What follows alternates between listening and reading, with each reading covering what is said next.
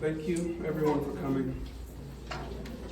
My kids and I got to spend the last 2 weeks with Granny. My kids gave letters and comforted her. I just stood in the background, observing, and didn't talk too much. One of the days I was asked if I wanted to stay alone with her and talk. I stayed, but I didn't really know what to say.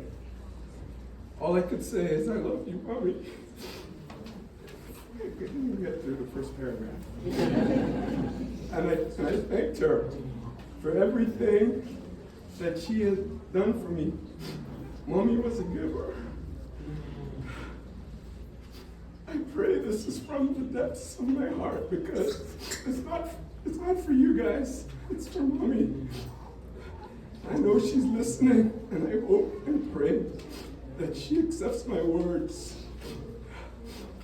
She passed away on Friday. My flight back to California was on Saturday, so I had to make a decision to stay and wait for a few days for the ceremony, or to do what I really wanted to do and go home. I called Melissa. She stayed back to care for our 3 dogs, and she sends her deepest condolences to all of our family and friends. I want to thank the FAF posse for showing up today. Beatrice, Zaria, Coral, Brian, Shanice, Rain, Fiona, and Anderson for being here in her absence. Melissa suggested coming home for me to reset, that returning to my garden may be good for my soul. In the past 5 years, I've become an avid gardener, and this is where I spend most of my time. 2 mango trees, a banana tree, and my favorite, a majestic guava tree that produces sweet Dominica-style guavas. Or just a few to mention. This was the best decision I've ever made. It helped me to get back to a bit of normalcy and to think about Mommy through a different lens. I started teaching again on Monday morning, and that started the healing. It was therapeutic, seeing these children again, busting with life, so happy to see me. We missed you, Coach Andrew. They didn't have a serious care in the world, just joy and love. I embraced every moment. Then I started thinking about what my mom gave me. She gave me so much. Mommy was a giver. And so many of the memories I thought about meant something completely different now that she was gone. Then I saw her tennis pictures. My whole life, I've heard that she was the island champ. Mostly by her, by the way. It's true. It was only on Monday did I start thinking about what was in her heart when she played. How did she feel getting that ball, getting that point? Did she feel the same joy that I feel when I play basketball? I realized that she gave the love of athletics the same way I get excited to play basketball or any other sport for that matter. She gave me that love. It's the same way she must have felt. That passion and the love I have when I coach kids. That same passion helped me grow my business. She was self-employed as well. She gave me that. She gave that to me. Mommy was a giver. I remember watching Magic and the Showtime Lakers, and it came to me that she started watching with me because I had a relentless love of basketball. And she, of course, took interest in what I loved because she loved me. Another memory that came alive vividly to me in her absence is when she would visit us in San Diego.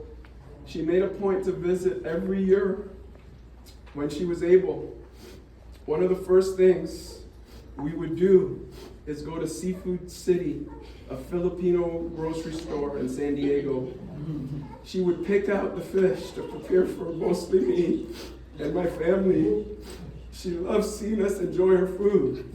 Andrew, you cleaned up that plate, man. She would get enough fish to make at least 5 meals for her visit. She was invested in the process.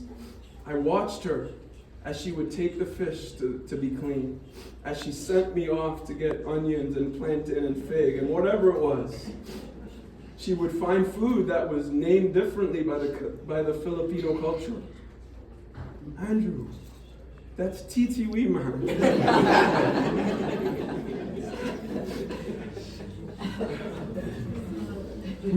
How much should we get? We can make akra.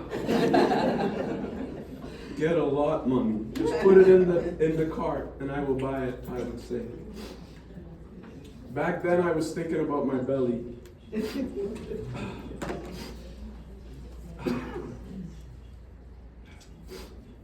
Back then I was thinking about my belly, eating all the delicious meals she would prepare. And now I see her heart giving something she loved to give. Today I as well find so much joy.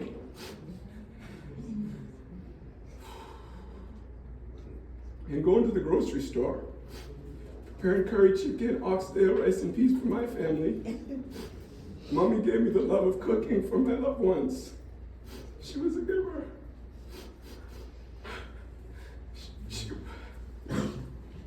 She was so concerned in making sure I had her cooking while she was gone, while she wasn't visiting, that she taught Melissa how to make bakes and saltfish. Now Melissa is an expert. And we always look forward to bakes and saltfish. I believe now because Mommy's presence is always there. She would be so proud of Melissa's delicious bakes and saltfish. On Tuesday, I talked to Marina, an old Jewish lady and owner of a school that I have been coaching at once a week for almost 20 years. Through the years, we've developed a good relationship. When her kids were younger, I taught them at the Jewish Academy. Over the years, we would sometimes have good conversations about our kids and about life. She always dropped profound gold nuggets on me.